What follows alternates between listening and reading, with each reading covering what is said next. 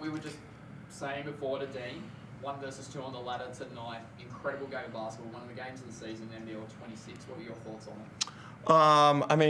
There's a whole bunch of different emotions, right? But I think that, man, it's part of our story. It's part of our journey. We found a way to win the game, and that's what we've been doing all season long. I sound maybe crazy, but when you have a lead like that on a really good team, I don't think anybody expected we were going to beat United by 20 points. Did anybody expect that? No, that was never going to happen. So you'd like it not to come all the way and lose the whole lead, but not only did we lose the lead, they went ahead. And then we got our feet under us. And for this group to take all those punches from a quality championship team to, maybe get staggered, get our balance, and then come back and, take the lead back and then go into overtime and play like 3 minutes without Bryce Cotton. I think he fouled out for the first time in his career. I'm just going to let that one sink in for a minute.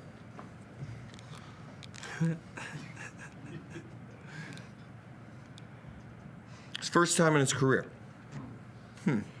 And for the group to be able to figure out how to win without a big. I didn't have any bigs. Everybody fouled out. Everybody was gone. And I had to play 5 smalls, and Flynn played a 4. I could have played Flynn as a 5. when I recruited him, I talked about point guard and 2 guard. 4 and 5. But it's an amazing, our group, I just love coaching them. They've been extremely coachable. They try to take everything that we're doing in concepts. They never wavered in the belief that we could win. Even at the beginning of overtime, man, there was a collective resolve. Even, when Bryce fouled out. Bryce fouled out for the first time in his career. Yeah, it's insane, but that group never wavered. They did not waver in there, and I couldn't be more proud of them as a coach. I just think it's part of our story. We're having to learn how to win in real time. We got to learn how to win a whole bunch of different ways. I can play big, I can play small, I can do a lot of different lineups, and man, I'm just super, super proud of the group. On that fact that obviously Bryce went out of the game with 3 minutes to go, obviously you don't want that to happen, but did you see something in this 3 minutes tonight about what the next step mentality was for this Adelaide team, and was it pivotal for you in terms of your plans for the rest of the season now? Well, I think that, we've had 2 really interesting games back to back. And they played out different ways, from being down 20 or being up 20. Really an interesting set of circumstances for us, and yet we've figured out how to win them. I've said all along that I really love our 11-man roster, and I've talked about how Keanu and Michael Harris are just outstanding people, and I know that they'll be ready to play whenever their number's called. And I also know that I've got 9 that's in the rotation right now, and they're ready to go. I never felt like there was a waiver. We took the time out when it happened just so I could sort of get them organized, in that moment. But, we practice with different lineups. We throw different combos out there all the time in practice, and we're going against big, we're going against small, whatever. So the group's been outstanding, like I said. I'm just super, super proud that we were able to regain our balance and then start punching again. My understanding is that is 7 games in a row you've won now, and that's the first time since 2018. And yeah. You 2 both met in that grand final series as well, which is pretty amazing. In terms of the intensity and pressure of the game out there, how did that compare to the other games this season? Us doing exactly the same thing. Well, I think our intensity was set by this guy right here. I thought that Flynn led us early on with his physicality, his aggressiveness, his downhill play. He was the one guy that could kind of get north-south early on and really set the pace for the rest of the game. I thought United did a really good job. That's obviously why they put us in foul trouble. But Flynn's aggressive style, guarding the other team's best scores, really got us going. That's what it started with.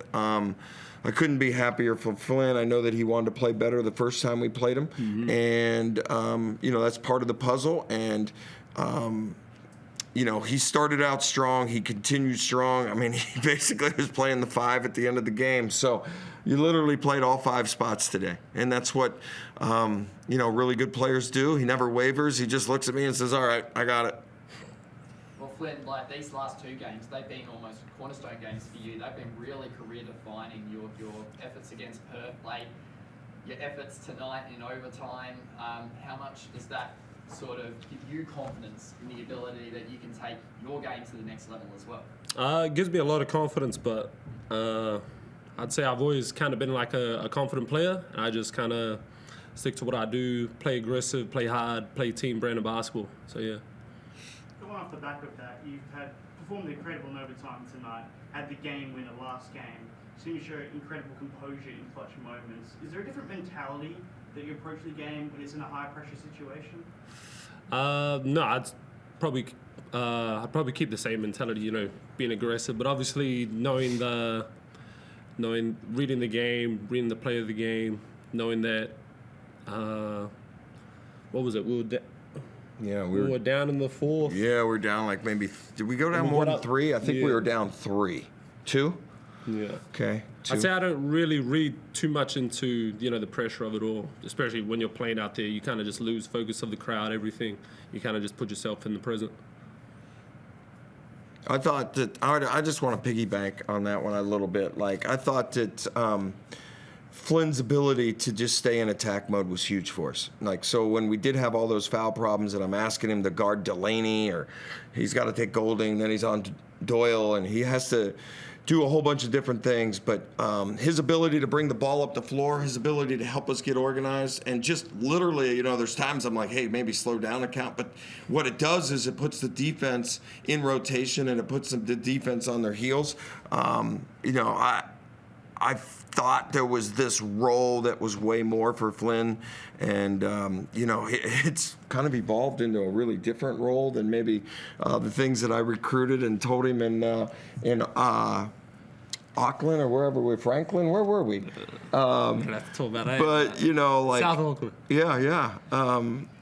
But his ability to play multiple positions, his ability to guard different positions, are just a luxury for a coach. You want guys that can slide up and down on your roster board, and that particularly is important on defense.